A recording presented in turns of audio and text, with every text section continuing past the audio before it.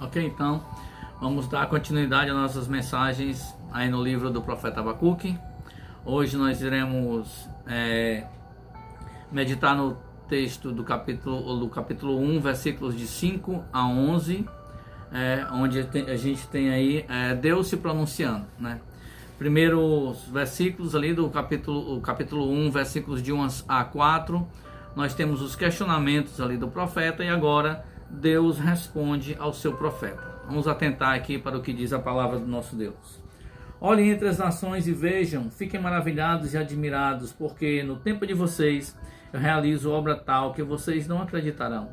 Se alguém lhe contar, pois eis que trago os caldeus, nação cruel e impetuosa, que marcham pela largura da terra para apoderar-se de moradas que não são suas.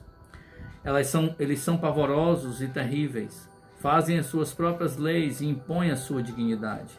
Os seus cavalos são mais ligeiros do que os leopardos, mais ferozes do que os lobos ao anoitecer. Os seus cavaleiros se espalham por toda parte. Sim, os seus cavaleiros chegam de longe, voam como águias, que se precipita para devorar. Eles todos vêm para fazer violência. Estão determinados a seguir em frente. Reúnem os cativos como se junta a areia. Zombam dos reis. Os príncipes são motivos de riso para eles. Riem de todas as fortalezas, porque amontoando terra as conquistam. Então passam como passa o vento e seguem adiante.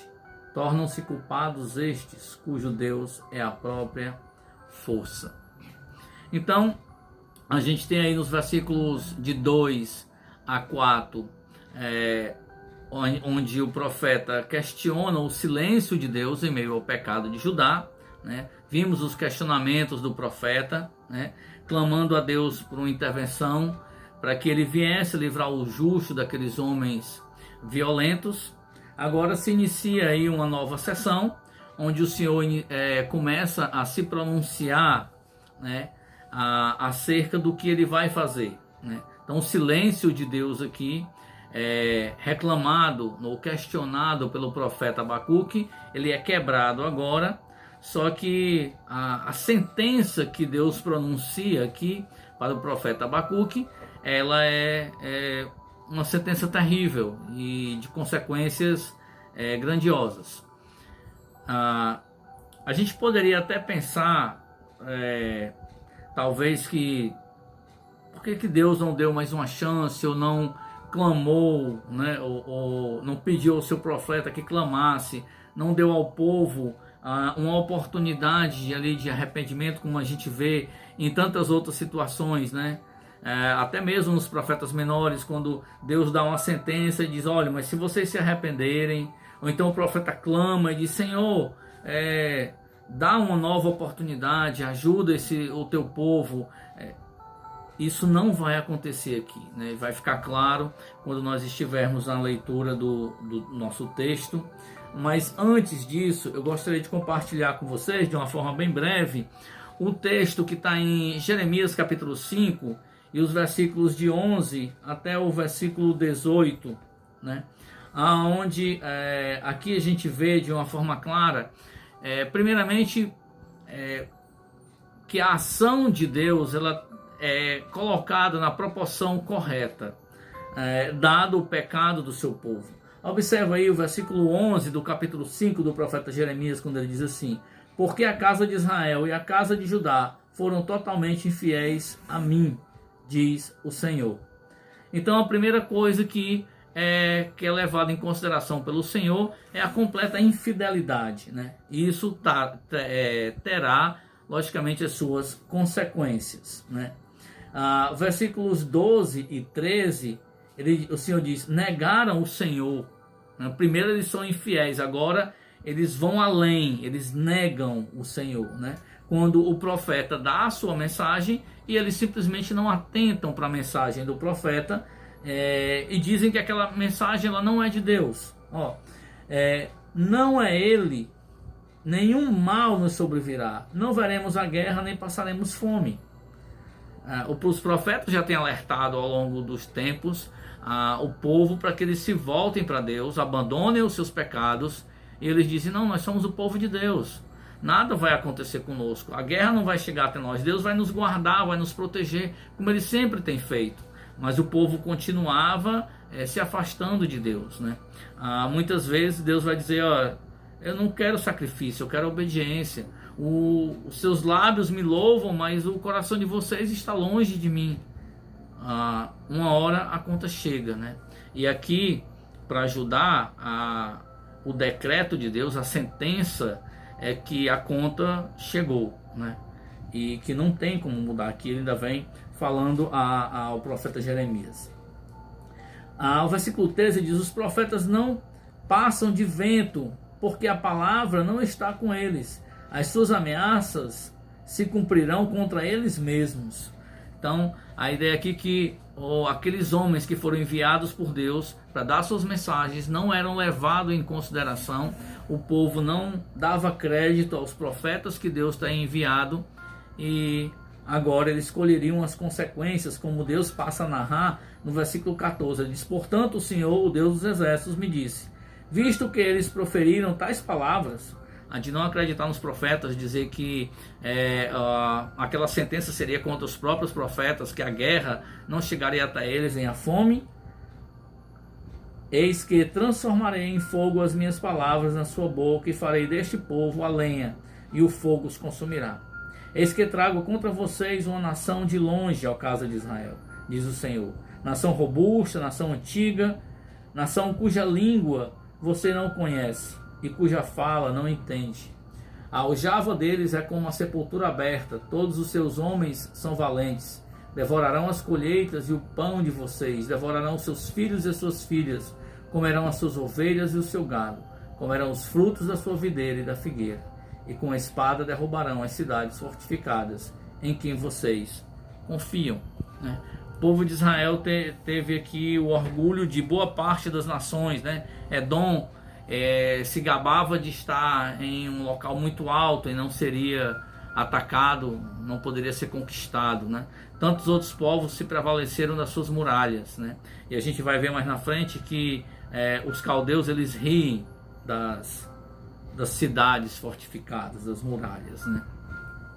Aqui é interessante a gente considerar, a partir do versículo 5, a visão das nações, né? E aqui a gente queria observar basicamente três, né?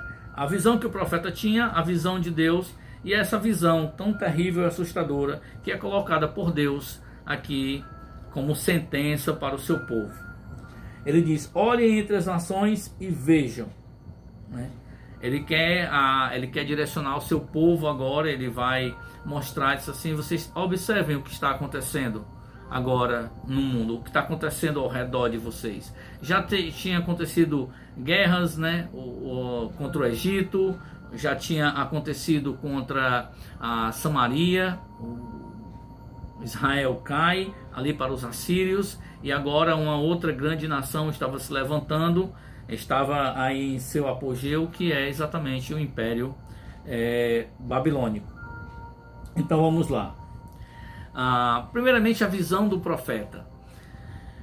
O profeta, logicamente, ele tem uma visão, por ser humano, ele tem uma visão limitada, e o seu foco está basicamente, eu poderia dizer, ali no seu povo, né? Como ele questiona dos versículos 2 ao versículo 4, e a grande preocupação dele é o afastamento do seu povo de Deus, e a violência que é gerada por isso, e o justo sendo oprimido ali por aquelas pessoas que não seguiam mais a lei de Deus, digamos assim, verdadeiramente, né? Então, ele tem uma visão limitada, tanto geográfica, como também, poderia dizer, no que estava acontecendo nos reinos. Ele poderia saber, ter algumas informações, porém, essas informações não eram completas, né? Ele não sabia de todas as coisas. Embora a gente sabe que os reis tinham espiões, mas muitas vezes essas informações ficavam ali na corte, né? Não chegavam muitas vezes até os profetas. Então, sempre a visão do profeta é limitada. O que Deus vai fazer agora é ampliar essa visão do profeta Abacuque sobre o que está acontecendo, né? E essa é exatamente a visão de Deus. E uma coisa interessante para a gente entender aqui, A visão de Deus ela não é limitada como a do homem e nem muito menos está limitado pela falta de informação, nem muito menos limitada pelo espaço, que é o caso do profeta. Mas Deus não somente vê o que as nações estão fazendo, é o próprio Deus quem as controla, né? Ele direciona as nações para que elas cumpram aí o seu propósito. A gente vê isso claramente aqui no texto, né? Ele diz que o tempo dessa profecia se cumprir é agora, né? E é ele quem realiza tudo isso. Então, no caso dos caldeus, eles não vão conquistar Jerusalém simplesmente porque esse é o desejo deles. Eles vão conquistar Jerusalém porque eles serão um instrumento de Deus para a disciplina do povo, né? E infelizmente a morte ali de muitos. Então, Deus não somente sabe o que está acontecendo nas nações, mas ele direciona, ele muda o coração dos reis, né? É ele quem faz com que reinos se levantem e reinos caiam. É ele quem coloca o rei no trono e ele quem tira aquele rei do trono, né? E aí o Senhor vai mostrar para o seu profeta uma visão que diria, completamente assustadora, né? O profeta deve ter ficado ali com certeza aterrorizado em meio a tudo isso, é tanto que a gente vê as queixas do profeta do versículo 2 até o versículo 4, e agora do versículo 5 ao versículo 11, Deus está se pronunciando e dando a sua sentença, dizendo o que vai acontecer, e o profeta entra novamente em crise ali a partir do versículo 12, e o que ele não entende agora primeiramente, ele não entende o silêncio de Deus em meio à corrupção no meio do seu povo. Agora, o que ele não vai entender é exatamente a ideia de que o Senhor irá usar o ímpio para punir o seu povo, para punir, no caso, vamos usar o termo aqui, justo, né? Então, acho que o profeta jamais acharia que essa seria a resposta que ele iria ouvir de Deus, no caso, ao questionar Deus sobre, digamos, o seu silêncio, ou então o profeta poderia achar que Deus estava sendo inoperante, não fazendo nada, estava em silêncio e talvez sem se importar, né? Ele esperava que Deus fizesse alguma coisa, só que quando Deus faz, é algo que deixa ele profundamente aterrorizado, né? Então, Deus usaria, no caso aqui, os caldeus, para disciplinar o seu povo, mas ao mesmo tempo ele iria usar o rei Ciro, 70 anos depois, para libertar o seu povo, o que mostra claramente que Deus cuida ali das nações, né? Ele que define e usa elas para o seu propósito. Em Isaías 44, 48, aliás, 44, 28, o Deus chama Ciro de meu pastor. Em Isaías 45, 1, ele chama de ungido, né? Então, uma forma clara de que Deus usa quem Ele quer, como Ele quer e quando Ele quer. Deus usa as nações também. Não apenas pessoas, mas usa nações, usa circunstâncias. Aí, no caso, aqui, no caso especificamente, para disciplinar o seu povo, como Ele pode usar nações também para abençoar o seu povo, né?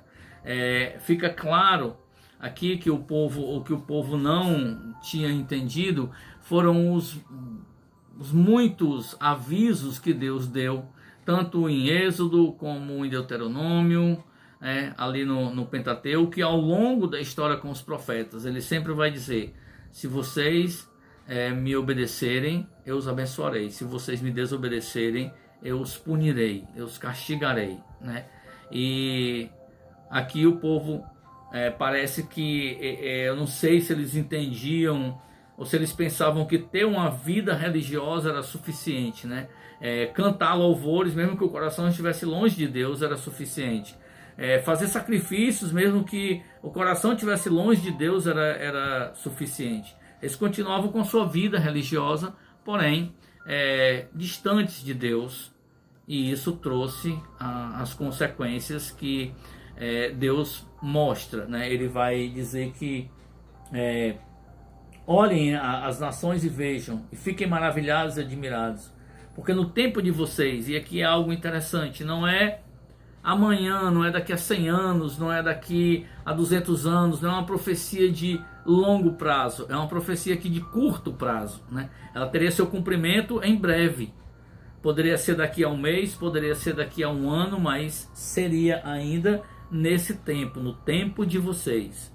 E ele deixa claro que é ele quem realiza tudo aquilo. Agora, a partir do versículo 6 até o versículo 11, Deus passa a descrever e dar várias características desse povo, né? A gente tem aí, deixa eu ver, 1, 2, 3, 4, 5, 6, 7 características desse povo caldeu. E vamos passar aí por cada uma delas, para que a gente possa entender o texto. Ok, vamos lá.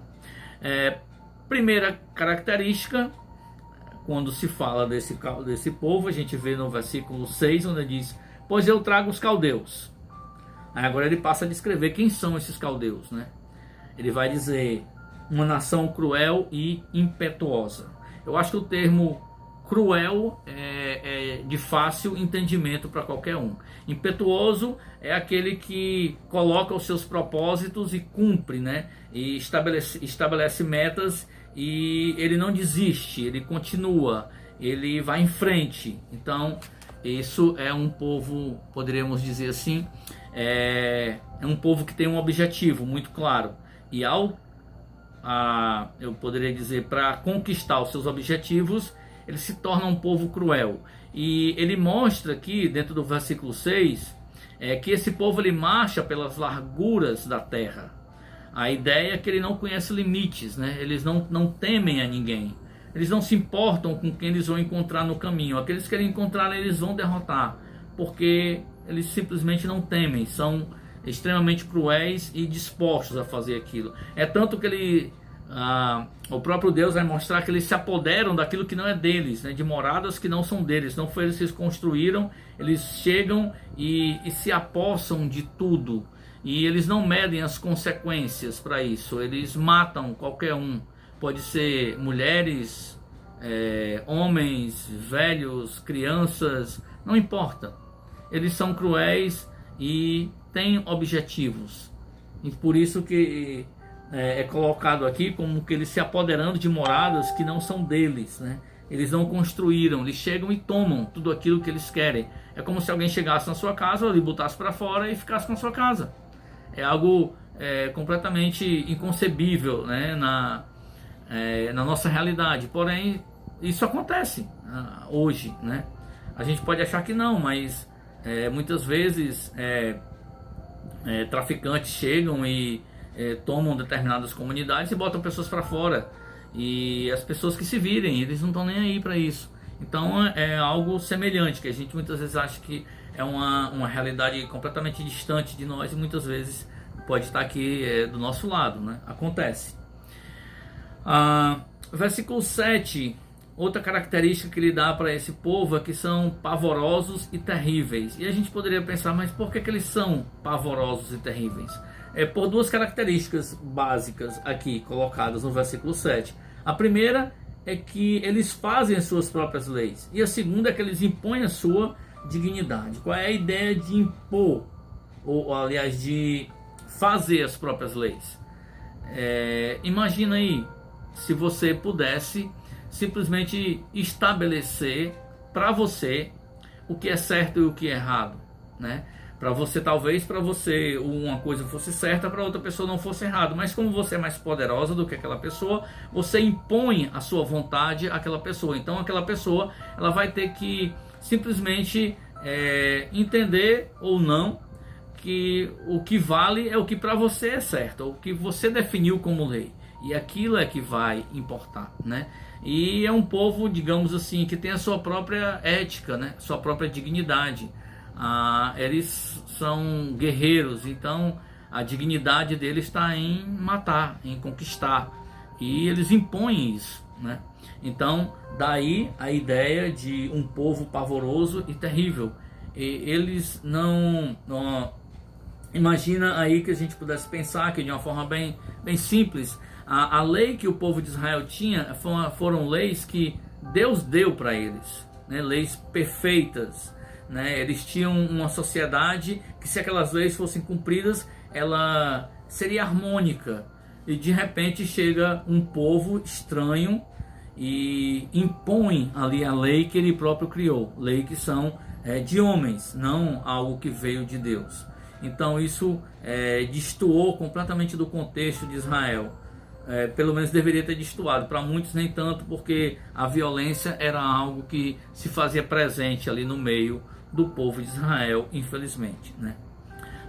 Uma terceira característica desse povo, e ele passa a mostrar agora a ideia de como era o exército, né?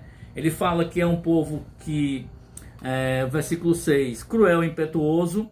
Ele fala que ele é pavoroso e terrível. Agora ele vai mostrar como é esse exército, como é esse grande exército que vem conquistando todo mundo ali naquela época. Vem de conquistas há muito tempo e irá agora também conquistar Judá. Primeiramente ele vai falar dos seus cavalos e os seus cavaleiros. Logicamente que era uma grande arma de batalha naquela época, eram os cavalos, né? A forma de se locomover, a forma de atacar de uma forma rápida. Cavalos eram imprescindíveis, e é como se eles tivessem aqui excelentes cavalos. E esses cavalos, eles são comparados a dois animais que são leopardos e lobos. Um leopardo, em linha reta, ele consegue correr a 60 km por hora. E quando ele pega a sua presa, que ele trava as suas presas ali no pescoço da sua presa, e que ele para, a violência da parada muitas vezes é tão grande que chega a partir a coluna da presa. Então é uma morte certa. Então um ataque de leopardo em geral, ele é rápido, certeiro e extremamente mortal.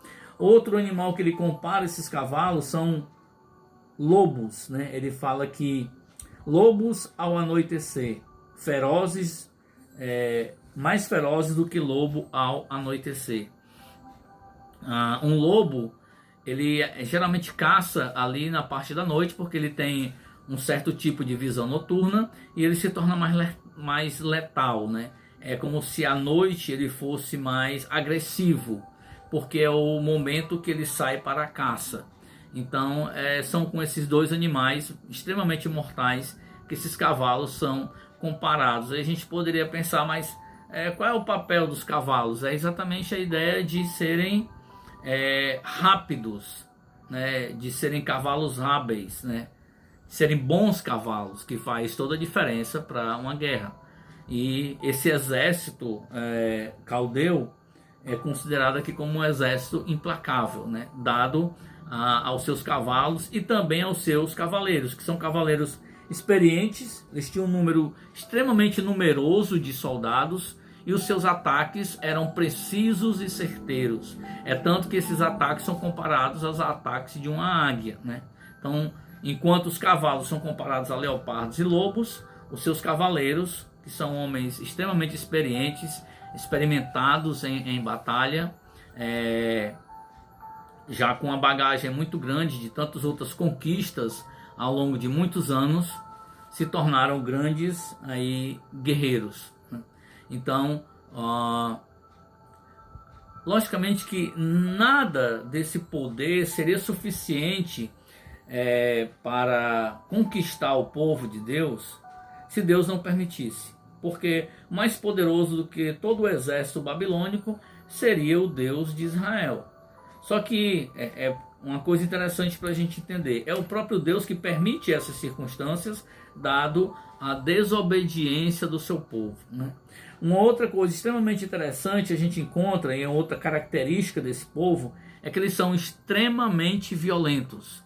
E a grande questão é que no versículo 2, uma das queixas do profeta é exatamente acerca da violência do seu próprio povo. Então é como se Deus estivesse combatendo a violência do seu próprio povo com a violência, eu diria até mais violenta do Império Babilônico, Império Caldeu aqui.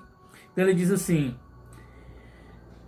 eles todos vêm para fazer violência, estão determinados a seguir em frente, reúnem os cativos como se ajunta areia, né? A ideia de que eles vão juntar essas pessoas. Eu acredito que tanto os cativos como os corpos, né, são amontoados ali, dado a violência deles. Então, a ideia de que eles vão vir, vão agir rapidamente. A forma mais rápida de você agir matando, né? Fazendo prisioneiro sempre dá mais trabalho, né? Logicamente que foram muitos os que foram cativos para a Babilônia, muitos ficaram também em Israel, e alguns vão dizer que melhor sorte teve aqueles que morreram ali dado a invasão dos caldeus do que aqueles que permaneceram vivos, né? Muitas vezes muitas pessoas podem achar que teve sorte quem ficou vivo. Os profetas vão dizer, muitas vezes teve mais sorte quem morreu e não quem ficou vivo ali, dado a miséria que eles tiveram que enfrentar. Ok, continuando aqui, versículo 10, ele vai dizer assim: zombam dos reis, os príncipes são motivos de riso para eles, riem-se de todas as fortalezas, porque amontoando terra as conquistam. Outra característica aqui é que, lembra, eles fazem as suas próprias leis, ele tem seu próprio código, eles fazem a sua própria honra, eles são impetuosos, até aqui invencíveis. Então isso causa aquele sensação, o sentimento de soberba no povo, né? Então o que eles fazem? Eles humilham as pessoas. Então quando eles entram e conquistam a cidade, em geral eles colocavam seus príncipes, aqueles que estavam ali no palácio, colocavam em jaulas e saíam desfilando com essas pessoas pelas ruas. Eles não se preocupavam também muito com, como ele diz aqui, com fortalezas, né? Cidades fortificadas por altos muros, porque as suas táticas de guerra já estavam muito bem definidas e eles já tinham uma vasta experiência em tantas outras cidades que eles tinham conquistado. Então, quando eles olharam para as muralhas, eles se riam, né? Eles caçoavam, assim, é como se ele dissesse assim: isso não pode nos impedir. Eles amontoavam terra, né, ali pelo lado de fora das muralhas, até que esse monte de terra ficasse daquela altura, e aí eles conseguiam invadir as cidades, né? Isso deu para eles essa sensação de vitória. A vitória deu essa sensação a eles de soberba, né? De não temer a nada, de achar que a Babilônia era inexpugnável, era invencível, porque a gente sabe que 70 anos depois ela iria cair para o Império Medo-Persa. A última característica que ele dá aqui é que esse povo ele passa como o vento. A ideia é de que o vento não pode ser detido. O vento, quando ele vem, você não pode agarrar o vento, não tem como conter o vento, podemos dizer assim. Ele segue o seu curso, né? Tanto que, se você for ver jangadas, elas tem as velas, não é para conter o vento, é para que o vento empurre, porque o vento ele segue o seu curso, né? Então a ideia não é que a vela da jangada segura o vento, ela simplesmente é colocada como um obstáculo para que ele possa arrastar ali a jangada, porque o vento ele segue, no caso, o seu curso.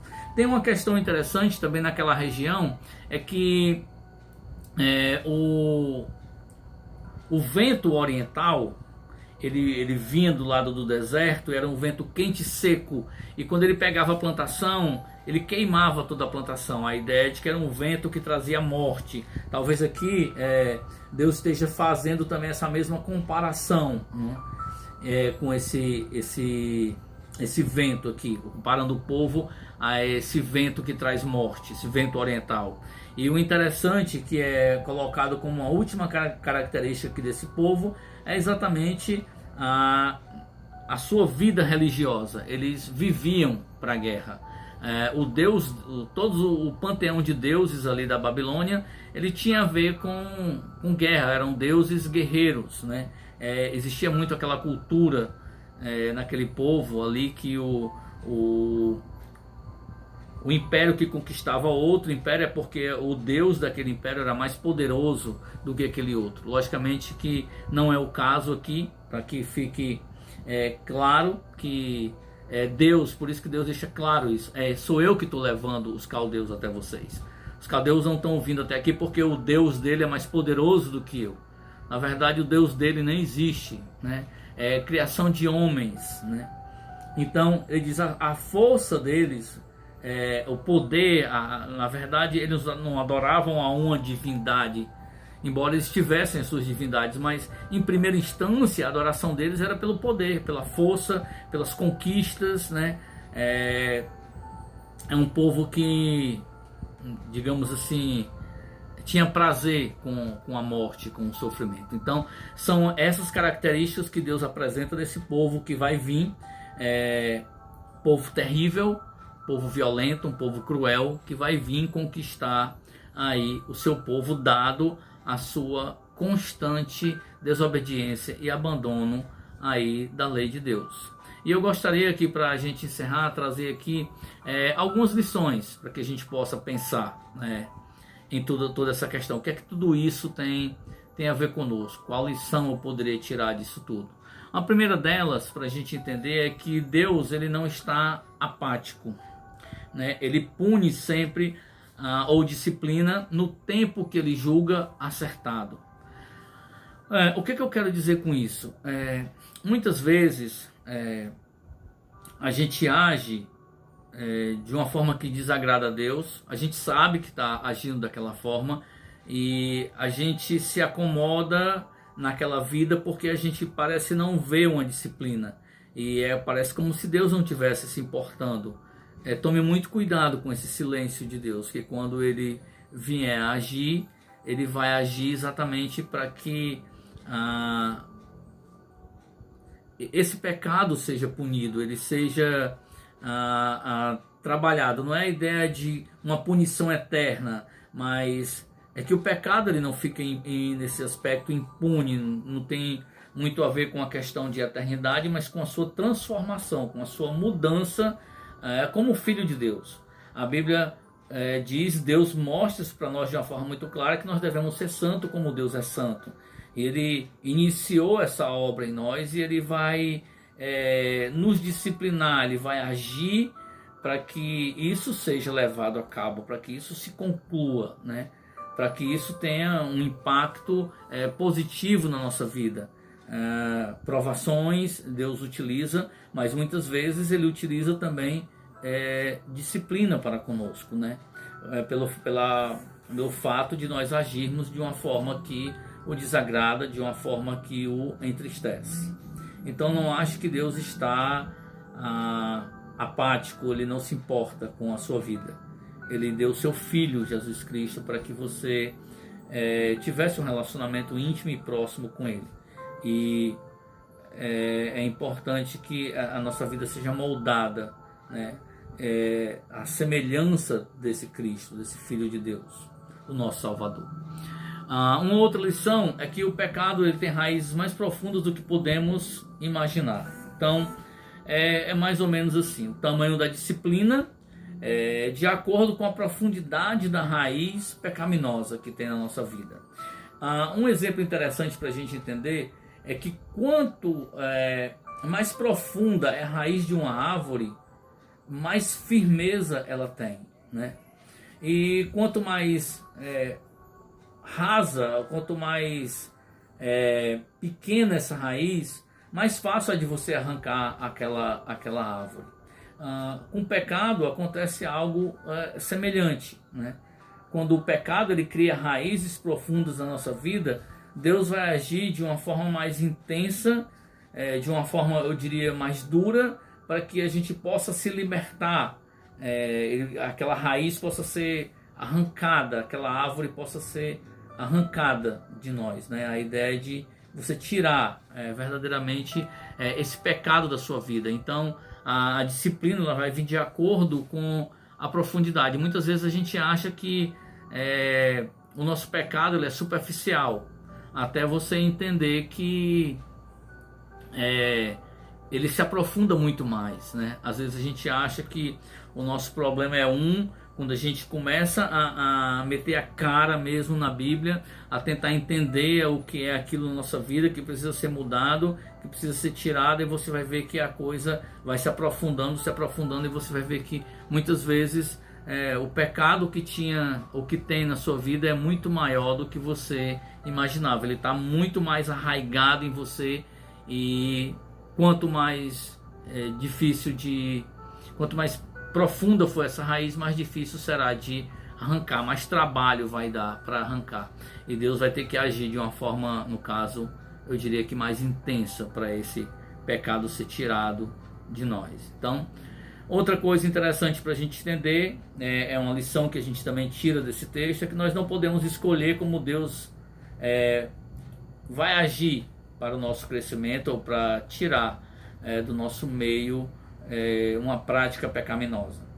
A gente não viu isso ainda propriamente dito, mas o fato do profeta ficar em crise por conta da vida dos caldeus, né, de ser uma mensagem muito dura aqui, é que simplesmente ninguém escolheria, né? O povo de Judá não escolheria. Se Deus tivesse colocado diante deles uma escolha, eles jamais teriam escolhido os caldeus, né?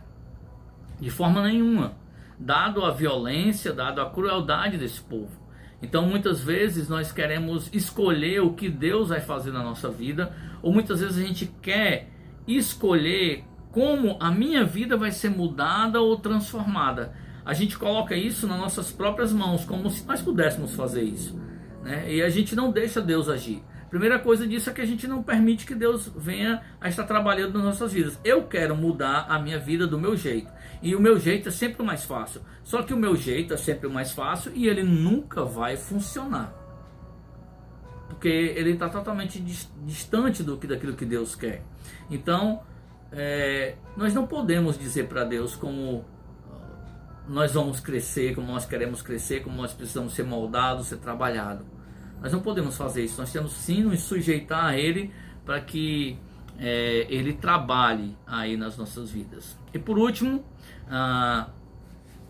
às vezes Deus pode estar em silêncio, mas Ele nunca está inoperante, né? Enquanto o profeta achava que Deus não estava trabalhando, agindo, porque o povo continuava ali nas suas práticas pecaminosas, ele já vem orando há muito tempo e Deus não responde a sua oração, aquele silêncio de Deus, talvez ele possa achar que Deus não se importa ou que está inoperante. Só que agora a gente viu que Deus está agindo. Ele não estava inoperante, ele estava levantando nações, né? Ele estava movendo o mundo todo daquela época para resolver esse problema, tirar esse pecado do meio do seu povo. Então, entenda, Deus vai usar de várias circunstâncias e situações para nos moldar. E eu gostaria de encerrar exatamente que nós pensássemos nessa questão que nós estamos vivendo, nessa questão dessa pandemia, onde Deus nos priva da nossa comunhão congregacional, de estarmos reunidos lá na igreja, algo para nós era tão comum, tão simples, tão elementar. Talvez muitos de nós nem valorizássemos tanto aquela reunião, íamos muitas vezes sem vontade, ou íamos por um tipo de obrigação. E seria interessante que a gente passasse a pensar, né, nessa questão, o que Deus tem feito aqui nos nossos dias, exatamente a gente possa entender qual é o propósito de Deus para a sua igreja nesse momento, em meio a todo esse distanciamento, em meio a essa doença, que a forma como nós vamos voltar não vai ser a mesma, né? Isso vai levar um tempo até que toda essa situação realmente se normalize. Embora a gente possa, talvez no mês que vem, ou final desse mês que vem agora, já começar a se reunir, ainda vai levar um certo tempo para as coisas voltarem à normalidade. Então seria interessante a gente meditar, assim como Paulo diz no capítulo 11 ali de 1 Coríntios, dado as instruções do apóstolo Paulo para que aqueles irmãos possam estar celebrando a ceia do Senhor de uma forma digna, e um dos passos que ele diz é para nós estarmos avaliando o nosso andar com Deus, o nosso proceder com Deus. Então seria interessante que nós estivéssemos constantemente pensando, né, naquilo que Deus tem feito nos nossos dias e qual deve ser o impacto disso tudo, a transformação que Ele quer para nós nesse momento. Então, Deus em Cristo abençoe a todos.